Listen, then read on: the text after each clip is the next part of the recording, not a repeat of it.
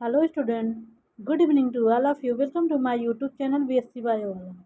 तो बच्चों, आपका आपके यूट्यूब चैनल बीएससी बायो वाला में स्वागत है। तो बच्चों, जैसा कि मैंने आप लोगों के साथ फाइलम पोरीफेरा का जो आपके साथ स्पेसिफिक जीनस को डिस्कस करना था वो उसको हमने डिस्कस कर लिया, और उसमें कैनाल सिस्टम, उसमें करेक्टर और डिफरेंट टाइप की सेल को हमने डिस्कस कर लिया। आज हम नया फाइलम लेकर आए हैं आपके लिए, जो है फाइलम नाइडेरिया ओवरऑल सिलेंट्रेटा। देखिए, फाइलम सिलेंट्रेटा को नाइडेरिया भी कहते हैं और सिलेंट्रेटा भी कहते हैं। तो आज हम इस फाइलम का जनरल करेक्टर पढ़ेंगे। क्या पढ़ेंगे बच्चों? General character. नेक्स्ट लेक्चर में क्लासिफिकेशन ऑफ जीनस के बारे में। तो आपका इस फाइलम में दो जीनस को पढ़ना है। ओविलिया, इसको बोलते हैं सीफर, CFUR, और आरेलिया है। नेक्स्ट है आरेलिया। आरेलिया को बोलेंगे मून जेली। इसका मून जेली नाम है। क्या? Moon jelly. तो आपको इस फाइलम में दो जीनस को पढ़ना है, ओविलिया और आरेलिया।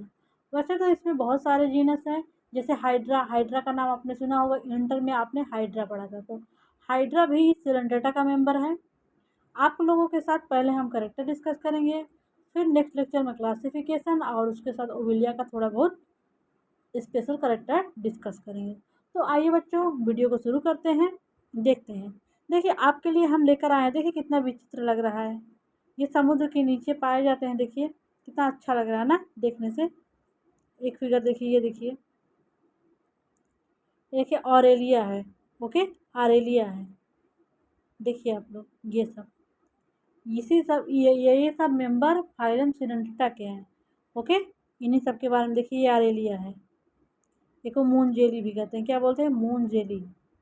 ठीक, ये इसका आरेलिया का मेडूसा फार्म है। कौन सा? मेडूसा। अभी हम लोग बताएंगे आपको, आपके साथ डिस्कस करेंगे पालिप क्या है, मेडूसा क्या है, स्टेटोसिस्ट क्या है, निमेटोसिस्ट क्या है, फिर इसका बॉडी प्लान क्या है, सिमेट्री कैसी है, और सिलोम कैसा है, इसमें सिलोम है या नहीं है, फिर इसमें रिप्रोडक्शन कैसा होता है, नर्वस सिस्टम कैसा है, और बोसेंस आर्गन क्या क्या है, और स्क्रेटरी सिस्टम कैसा है, रिस्पायरेटरी सिस्टम कैसा है, डाइजेशन कैसा है। ये सब प्रोसेस को हम आपके साथ इनके करेक्टर में डिस्कस करेंगे। पहले आइए देखते हैं फाइलम सिलेंट्रेटा, या फिर इसको नाइडेरिया भी बोलते हैं। क्या बोलते हैं? फाइलम सिलेंट्रेटा और नाइडेरिया। तो टर्म नाइडेरिया देखिए, इन फाइलम के मेंबर को नाइडेरिया क्यों कहा? जैसे फाइलम पोरीफेरा के मेंबर को पोरीफेरा कहा जाता था। क्यों कहा जाता था? क्योंकि उनकी बॉडी में माइन्यूट पोर थे। क्या थे? माइन्यूट पोर थे, ढेर सारे छोटे छोटे पोर थे। इसीलिए उनको पोरीफेरन, पोरी मतलब पोर, फेरन मतलब बियरन का बियरन। तो ऐसे ऑर्गेनिज्म जो पोर को बियर करते थे उनको बोलते हैं पोरीफेरा। तो इनको सिलेंट्रेटा या नाइडेरिया, पहले देखते हैं नाइडेरिया क्यों कहते हैं। जो सिलेंट्रेटा के मेंबर है उनको नाइडेरिया टर्म से क्यों कहा, प्रोनाउंसिएट किया जाता है, क्यों नाइडेरिया कहा जाता है, उसका रीजन है। देखिए, जो नाइडेरिया है वो ग्रीक वर्ड है। Greek word cnide. नाइड मतलब निडल और स्टिंगिंग सेल। नाइट का मतलब होता है KNIDE, ग्रीक वर्ड है जिसका मतलब होता है निटल और स्टिंगिंग सेल। स्टिंगिंग सेल मतलब दंश कोशिका। जैसे बिच्छू में दंश मारता है, डंक मारता है, वैसे इसमें होता है दंश कोशिकाएं और स्टिंगिंग सेल। ये किसको डसेंगी या दंश मारेंगी? ये जो इनका फूड पार्टिकल है ओगो, उसको उस पर ये निटल से धंसा देती हैं और उसको मूर्छित कर देती हैं, फिर आराम से अपना भोजन पकड़ के खाते हैं। ठीक, तो नाइडेरिया का जो ग्रीक वर्ड है नाइट, नाइट मतलब निटल और स्टिंगिंग सेल। ठीक, तो ऐसे मेंबर नाइडेरिया में वो मेंबर रखे गए हैं जी जो अपने बॉडी के किसी भी लेयर में sting cell overall nettle cell को बियर करते हैं। तो नाइडेरिया के मेंबर में sting cell overall nettle cell present होगा। नाइडेरिया ग्रीक वर्ड, नाइड मतलब निटल या stinging cell. So organism of this phylum have unique stinging overall adhesive structure called cnidae overall nematocyst. तो Cnidaria के जितने भी member होंगे उनके बॉडी में निमेटोसिस्ट व निडी होगा। क्या होगा? निमेटोसिस्ट व निडी होगा। ये क्या करता है? इनको ऑफेंस और डिफेंस में भी हेल्प करता है, मतलब कोई शत्रु है उनसे इनको बचाता है और भोजन को पकड़ने में भी मदद करता है। ठीक बच्चों, मेन इसका काम होगा ऑफेंस और डिफेंस। क्या होगा? ऑफेंस और डिफेंस। ठीक, जैसे जब मैंने पोरीफेरा पढ़ाया था, सॉरी पोरीफेरा नहीं, प्रोटोजोआ में जब मैंने वो पढ़ाया था पैरामीशियम, उसमें हमने ऑफेंस और डिफेंस का कौन सा ऑर्गेनिज्म बताया था? बताइए जल्दी से। उसमें हमने ट्राइकोसिस्ट बताया था ना।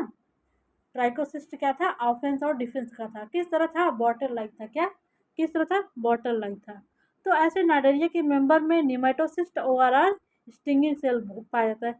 देखिए, निमेटोसिस्ट बस नाइडेरिया के मेंबर में पाया जाता है। इनका ये पिक्यूलियर करेक्टर या फिर विशेष करेक्टर है। जैसे स्पंज में कॉलर सेल था, उनका पिक्यूलियर करेक्टर था या विशेष करेक्टर था, वैसे ही जो निमेटोसिस्ट है उसका ये विशेष करेक्टर है, वो किसी भी फाइलम में नहीं पाया जाता है।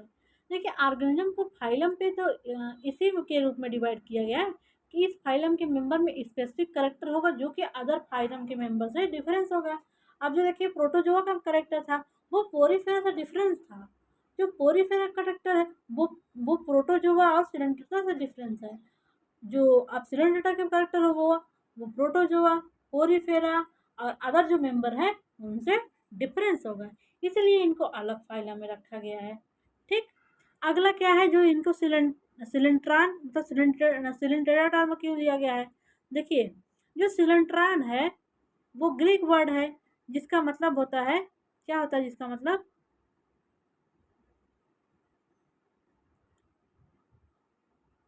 इसका मतलब होता है किलोस। क्या? किलोस मीन्स कैविटी और इंट्रान मतलब इंटेस्टाइन। दैट मीन्स क्या होगा? So these animals also possess the cavity coelenteron called Coelenterata. तो सिलेंट्रेटा के मेंबर में जो बॉडी कैविटी होगी इनको सिलेंट्रान बोलेंगे या फिर पैरागैस्ट्रिक कैविटी, इसलिए इनको टर्म सिलेंट्रान सिलेंट्रेटा दिया गया। सिलेंट्रेटा मतलब क्या हुआ? देखिए, किलोस मतलब कैविटी, इंट्रान मतलब इंटेस्टाइन। इंटेस्टाइन वाली जो इनकी कैविटी होती है उसको बोलते हैं सिलेंट्रान। क्या? सिलेंट्रान। तो ये ऐसे मेंबर को सिलेंट्रेट बोलते हैं। जैसे हमने आपको टर्म जब बताया था पोरीफेरा, तो किसने दिया था टर्म पोरीफेरा? रॉबर्ट ग्रांट नामक साइंटिस्ट ने। वैसे ही जो टर्म सिलेंट्रेटा है उसको किस साइंटिस्ट ने दिया? ल्यूकार्ट। तो टर्म सिलेंट्रेटा किसने दिया? ल्यूकार्ट नामक साइंटिस्ट ने टर्म सिलेंट्रेटा को प्रोवाइड किया। किसने प्रोवाइड किया सिलेंट्रेटा टर्म को? ल्यूकार्ट नामक साइंटिस्ट ने टर्म सिलेंट्रेटा दिया। ओके बच्चों, यहाँ तक आपको कोई प्रॉब्लम नहीं है ना?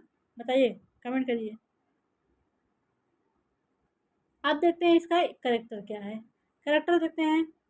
जैसा कि हमने पोरीफेरा के बारे में बताया था आपको, पोरीफेरा मैराइन भी थे और फ्रेश वाटर भी थे। ऐसे ही सिलेंट्रेटा के मेंबर मैराइन भी हैं और फ्रेश वाटर भी हैं। तो देखिए, इसमें मैराइन कौन है, फ्रेश वाटर कौन है? जब मैं आपको सिलेंट्रेटा का क्लासिफिकेशन बताऊंगी तो हम आपको 3 क्लास बताएंगे, हाइड्रोजोआ, स्काइफोजोआ और एंथोजोआ। हाइड्रोजोआ में देखिए हाइड्रा और ओविलिया आएगा, स्काइफोजोआ में आरेलिया आएगा। ठीक, तो हाइड्रोजोआ के जितने मेंबर हैं इसमें ये मैराइन होते हैं और फ्रेश वाटर होते हैं। जैसे हाइड्रोजोआ के मेंबर हैं जो कि मैराइन और फ्रेश वाटर भी होते हैं, दोनों होते हैं। लेकिन स्काइफोजोआ और एंथोजोआ के जो मेंबर हैं, जो ऑर्गेनिज्म हैं, वो सारे के सारे मैराइन होते हैं, मतलब लवड़ी जल में पाए जाते हैं। किस जल में पाए जाते हैं? लवड़ी जल में। लेकिन जो हाइड्रोजोआ के मेंबर हैं वो fresh water as well as salty water, salt वाले पानी, दोनों पानी में पाए जाते हैं। जो हाइड्रा है फ्रेश वाटर है। क्या है? हाइड्रा कैसा है? Fresh water. लेकिन ओबिलिया जो है इसका मेंबर वो मैराइन वाटर है। किस वाटर में पाया जाता है बच्चा? मैराइन वाटर में। आगे देखिए अगला करेक्टर क्या है? May be solitary overall colonial.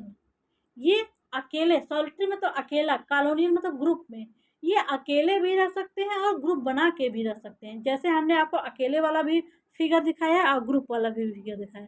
देखिए, ये अकेला ही है ना, ये सॉलिटरी हुआ कि नहीं? देखिए, और ये देखिए ये सब ग्रुप में है ना, ये ग्रुप में है लेकिन ये अकेला है, ये ग्रुप में है, ये अकेला है। देख रहे हैं कि नहीं? तो ये सॉलिटरी भी हो सकते हैं, कॉलोनियन भी हो सकते हैं। कैसे? सॉलिटरी भी होंगे और कॉलोनियन भी हो सकते हैं, दोनों टाइप के हो सकते हैं। और देखिए सीडेंट्री भी हो सकते हैं और फ्री स्विमिंग भी हो सकते हैं। सीडेंट्री मतलब किसी सबस्ट्रेट से चिपके रहेंगे या फिर तैरते रहते हैं। फ्री स्विमिंग में आरेलिया है। कौन है फ्री स्विमिंग में? आरेलिया। आपको फ्री स्विमिंग दिखा दें, देखिए ये आरेलिया फ्री स्विमिंग कर रहा है ना, कहीं से अटैच आपको दिख रहा है? नहीं दिख रहा है। लेकिन सीडेंट्री आपको दिखाएं, देखिए ऊपर के फिगर में सीडेंट्री है। ये सब देखिए, ये सब मेंबर सीडेंट्री है। ये देखिए, ये ये ऑर्गेनिज्म देखिए सीडेंट्री है, किसी रॉक सरफेस से अटैच है। लेकिन ये फ्री स्विमिंग है। ये आरेलिया है, ये फ्री स्विमिंग है। ओके बच्चा, कोई प्रॉब्लम बताइए? Have you any problem? No problem? Yes. हमारे पढ़ाने से आपको कोई प्रॉब्लम हो सकती है? मजाक कर रहे हैं। नेक्स्ट देखिए डिप्लोब्लास्टिक। हमने आपको डिप्लोब्लास्टिक ट्रिप्लोब्लास्टिक सब बताया ना, तो बताइए हम यहाँ पे आपको अगर नाम भी बताया डिप्लोब्लास्टिक क्या है, तो आपको याद रखना चाहिए कि सिलेंड्रेटा के मेंबर डिप्लोब्लास्टिक है। अब ट्रिप्लोब्लास्टिक कहाँ शुरू होगा? प्लेटी हेलमिंथेस से। नेक्स्ट वाला जो फाइलम होगा वो ट्रिप्लोब्लास्टिक होगा। पोरीफेरा में आपने देखा ट्रू डिप्लोब्लास्टिक नहीं, डिप्लोब्लास्टिक तो थे वो, पर उसमें ट्रू जर्म लेयर नहीं थी। लेकिन यहाँ पे डिप्लोब्लास्टिक है, ट्रू जर्म लेयर यहाँ पे है। इसमें आउटर जो है उसको एपिडर्मिस बोलेंगे, इनर जो है उसको गैस्ट्रोडर्मिस बोलते हैं। क्या बोलते हैं? दो ही लेयर होगी, आउटर की एपिडर्मिस, अंदर वाली गैस्ट्रोडर्मिस। ठीक, ये मान लीजिए एपिडर्मिस, ये इनर वाली गैस्ट्रोडर्मिस हो गई। ओके बच्चा। और देखिए एपिडर्मिस और गैस्ट्रोडर्मिस के बीच में मिसोग्लिया होगी। ऐसे ही हमने कोइनोडर्म और पिनेकोडर्म के बीच में जो पोरीफेरा बता रहे थे आपको, मिसेनकाइम बताए थे। मिसे देखिए मिसोग्लिया और मिसेनकाइम में वो मत होइएगा आप लोग कंफ्यूज। हमने यहाँ पे कन्फर्मली लिख दिया है, in between epidermis and gastrodermis gelatinous mesoglea present. लेकिन मिसेनकाइम कहाँ था? पोरीफेरा में। पोरीफेरा के मेंबर में मिसेनकाइम था, लेकिन जो ये मेंबर है सिलेंट्रेटा के मेंबर है उनमें मिसोग्लिया है। तो ये ऑर्गेनिज्म कैसे है? डिप्लोब्लास्टिक। इनकी बॉडी दो ही जर्म लेयर की बनी होगी, आउटर एपिडर्मिस, इनर गैस्ट्रोडर्मिस, बीच में मिसोग्लिया। ओआरआर मिसेन मिसेनकाइम कहाँ था? पोरीफेरा में। कहाँ था? पोरीफेरा में। अब बॉडी कैविटी इनमें कैसी है? आपको हमने बताया था इनके बॉडी में coelenteron cavity overall gastrovascular cavity पाई जाती है, जो गैस्ट्रोडर्मिस के द्वारा लाइन होती है। इसीलिए इनको टर्म सिलेंट्रेटा प्रोवाइड किया गया है, क्योंकि इनकी बॉडी में जो कैविटी है उसको सिलेंट्रॉन कैविटी ओवरऑल गैस्ट्रोवेस्कुलर कैविटी भी कहते हैं। जैसा कि हमने पोरीफेरा का यहाँ मेंशन कर दिया ताकि आपको कन्फ्यूजन ना हो, पोरीफेरा में स्पॉन्जोसिल ओवरऑल गैस्ट्रोवेस्कुलर कैविटी पाई जाती है। कौन सी कैविटी है पोरीफेरा में? स्पॉन्जोसिल overall gastrovascular cavity. Any problem? देखिए जो इनको नाइडेरिया टर्म दिया है गया है वो निमेटोसिस्ट के द्वारा दिया गया है, तो इनकी जो दोनों लेयर है उसमें निमेटोसिस्ट पाया जा सकता है। तो बोथ लेयर है nematocyst, both layer contain nematocyst overall cnidoblast. Symmetry कैसी है इनकी? रेडियल। आपको तो रेडियल के बारे में पता होगा, जैसे बॉडी आप ऑर्गेनिज्म को मोर देन वन एक्सिस से दो इक्वल भागों में डिवाइड कर सकते हैं। देखिए रेडियल में मोर देन वन एक्सिस है नहीं, तो रेडियल सिमेट्री होगी। इनकी बॉडी कैसी है? सिमेट्री रेडियल सिमेट्री है। बॉडी प्लान कैसा है?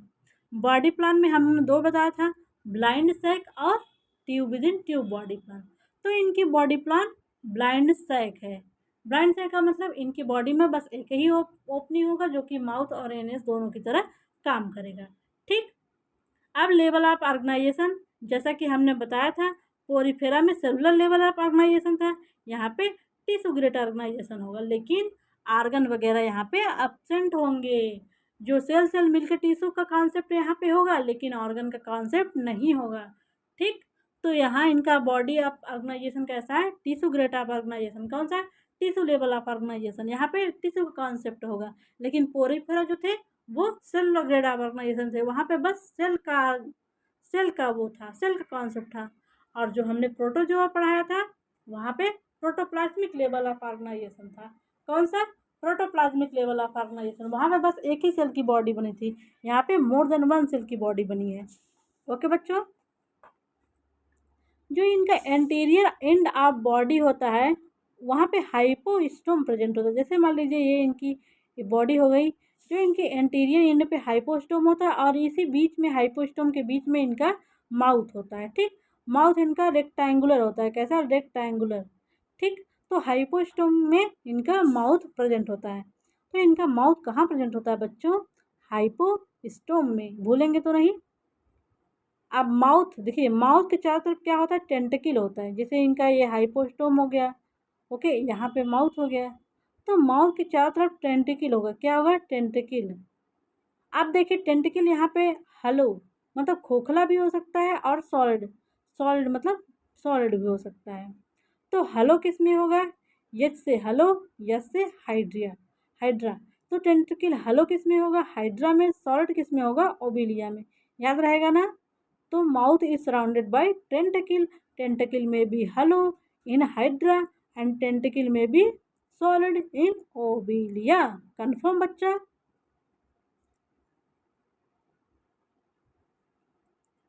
अब देखिए इसमें डाइजेशन कैसा है। जैसा कि जब हम आपको इंट्रोडक्शन वाला लेक्चर देखिए, जो लोग इंट्रोडक्शन नहीं पढ़े होंगे उनको अच्छे समझ में नहीं आएगा, ध्यान दीजिएगा। वैसे मैं समझा रही हूँ, समझ में आएगा। डाइजेशन कैसा है यहाँ पे? इंट्रासेलुलर और एक्स्ट्रा सेलुलर। हमने बताया था आपको पोरीफेरा के मेंबर में इंट्रासेलुलर डाइजेशन और सिलेंड्रेटा में इंट्रा प्लस एक्स्ट्रा दोनों, और आल मेंबर जो इसके बाद है प्लेटीहेल्मिन्थ एक्स्ट्रा सेलुलर डाइजेशन होगा। इंट्रासेलुलर डाइजेशन का मतलब डाइजेशन विद इन सेल, और extracellular digestion in cavity. तो इंट्रासेलुलर डाइजेशन इनका कहाँ होता है? In nutritive muscular cells of gastrodermis. तो गैस्ट्रोडर्मिस के न्यूट्रिटिव मस्कुलर सेल जो होती है वहाँ पे इनका इंट्रासेलुलर डाइजेशन होता है। और एक्स्ट्रा सेलुलर डाइजेशन कहाँ होता है? इनकी जो सिलेंट्रॉन या फिर गैस्ट्रोवास्कुलर कैविटी है वहाँ पे इनका एक्स्ट्रा सेलुलर डाइजेशन होता है। एक्स्ट्रा मतलब सेल के बाहर, तो सेल के बाहर डाइजेशन इनका गैस्ट्रोवास्कुलर कैविटी में होती है। कहाँ होती है बच्चों? गैस्ट्रोवास्कुलर कैविटी में। और इंट्रासेलुलर डाइजेशन कहाँ होता है? In nutritive muscular cells of gastrodermis. हमने आपको बताया इपिडर्मिस होता है आउटर लेयर, जो इनर लेयर है गैस्ट्रोडर्मिस है। तो गैस्ट्रोडर्मिस में जो न्यूट्रिटिव मस्कुलर सेल होगी वहाँ पे इनका इंट्रासेलुलर डाइजेशन होगा। कोई प्रॉब्लम बताइए? और एक्स्ट्रा सेलुलर डाइजेशन कहाँ होगा? एक्स्ट्रा मतलब सेल के बाहर, तो सिलेंट्रॉन कैविटी में होगा। ओके, अब देखिए ये लोग खाते क्या हैं? ये कार्निवोर्स होते हैं। क्या? कार्निवोर्स। जो पानी में जो जैसे आर्थ्रोपोड्स के मेंबर हुए ना, उनको ये सब जैसे डाफनिया वगैरह हुआ, फ्ली वगैरह हुआ, उनको ये सब पकड़ के खाते हैं, हाइड्रा वगैरह। ये हर्बीवोर्स नहीं होते, एक्सक्लूसिवली कार्निवोर्स होते हैं। ठीक, कार्निवोर्स होते हैं। ऑर्गेनिज्म देखिए मोनोसियस भी हो सकता है, डायोसियस। इसका मतलब क्या? अच्छा, मोनोसियस और डायोसियस आपको पता है? बताइए जल्दी से। मोनोसियस का मतलब होता है बाईसेक्सुअल। क्या? बाईसेक्सुअल। और डायोसियस का मतलब होता है यूनिसेक्सुअल।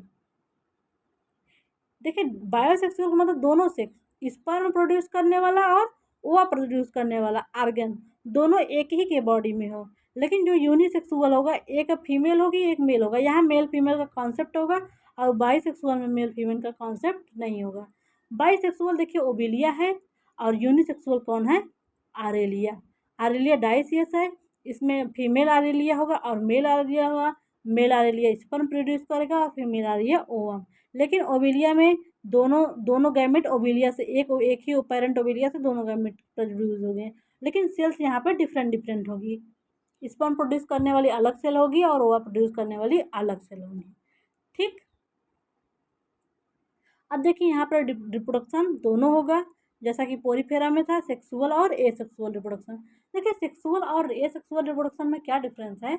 जो सेक्सुअल रिप्रोडक्शन है उसमें सेक्स आर्गन या सेक्स गैमीट का इन्वॉल्वमेंट होगा, लेकिन जहाँ पे फ्यूजन ऑफ गैमीट होगा जिसको एम्फीमिक्सिस कहते हैं। लेकिन एसेक्सुअल रिप्रोडक्शन में कोई गैमीट वगैरह नहीं बनेंगे। ठीक, यहाँ बॉडी के कोई पार्ट डिटैच होकर बनाएगा ऑर्गेनिज्म। इसमें देखिए बडिंग होगा। हमने पोरीफेरा में भी आपको बडिंग बताया था, लेकिन उनकी बडिंग इंटरनल बडिंग थी, जो भी जेम्यूल था। यहाँ पे जो बडिंग हो रही है एक्सटर्नल बडिंग है, ठीक, जैसे हाइड्रा में एक्सटर्नल बडिंग होती है। तो इनमें दोनों टाइप के दोनों टाइप के रिप्रोडक्शन पाए जाते हैं, एसेक्सुअल और सेक्सुअल। देखिए एनिमल के केस में आपको वेजिटेटिव रिप्रोडक्शन नहीं मिलेगा, बस सेक्सुअल और एसेक्सुअल रिप्रोडक्शन मिलेगा। तो देखिए पोरीफेरा के मेंबर में एसेक्सुअल रिप्रोडक्शन बडिंग के द्वारा होता है, जो कि एक्सोजीनस बड है, बाहर आपको बड दिखेगा। और जो सेक्सुअल रिप्रोडक्शन है वो सेक्स ऑर्गन के इन्वॉल्वमेंट से होगा, दैट इज स्पर्म और ओवा। समझ में आया बच्चों? समझ में आया कि कोई प्रॉब्लम?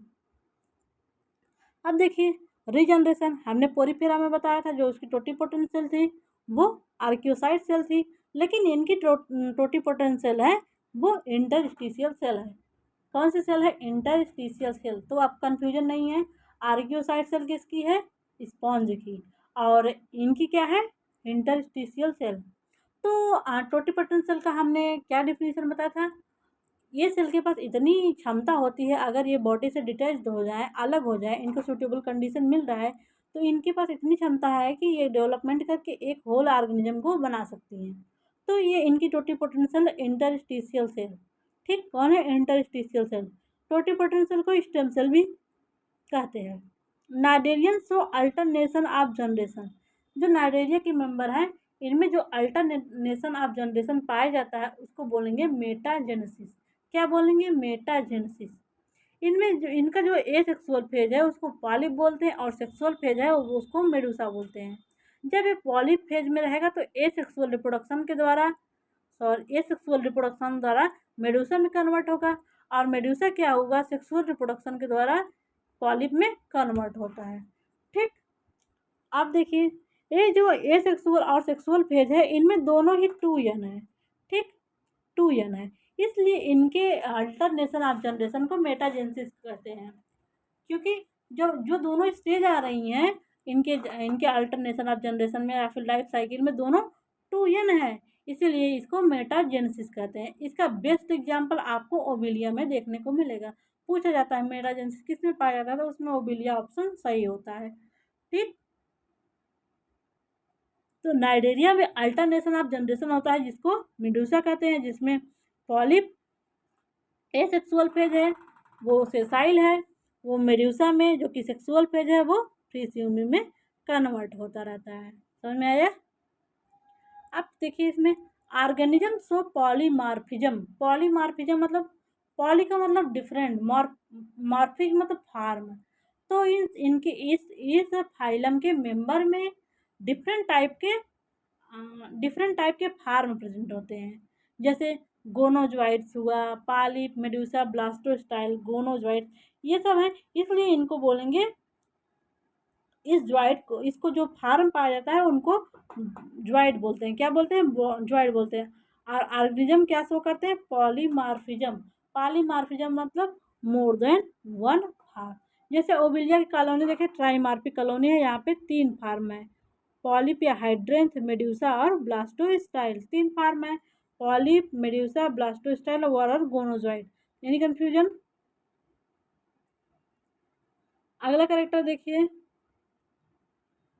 अभी तक पोरीफेरा के मेंबर में हेड था, रिस्पायरेशन के लिए कोई स्पेशल स्ट्रक्चर था, वो सर्कुलेशन के लिए कुछ स्पेशल था, एक्सक्रीशन के लिए कुछ स्पेशल था, तो यहाँ भी नहीं। जैसे पोरीफेरा में कोई आर्गन वगैरह नहीं था, यहाँ पे देखिए हेड एब्सेंट है, रिस्पायरेटरी सिस्टम, सर्कुलेटरी सिस्टम और एक्सक्रीटरी सिस्टम सब चीज़ एब्सेंट है, नो एनी सर्कुलेटरी सिस्टम। तो रिस्पायरेशन, सर्कुलेशन, एक्सक्रीशन किससे होगा? जनरल बॉडी सरफेस से, जैसे कि पोरीफेरा और पोरीफेरा और प्रोटोजोआ के मेंबर में होता आ रहा है। तो इसका एक्सक्रीशन, रिस्पायरेशन और सर्कुलेशन के लिए कोई भी स्पेसिफिक स्ट्रक्चर यहाँ पे नहीं है। यहाँ पे रिस्पायरेशन और एक्सक्रीशन जनरल बॉडी सरफेस के द्वारा होता है। और जो इनकी सेल्स हैं वो मेसेनकाइम में डूबी हुई है, तो कोई सर्कुलेटरी प्रोडक्ट की ज़रूरत ही नहीं है, क्योंकि अगर मान लीजिए कोई भोजन पच के मेसेनकाइम में है तो मेसेनकाइम फ्लूइड है ही, वो चारों तरफ दौड़ ही रहा है, वो हर जगह भोजन को पहुँचा देगा। मिसोग्लिया है ना यहाँ पे।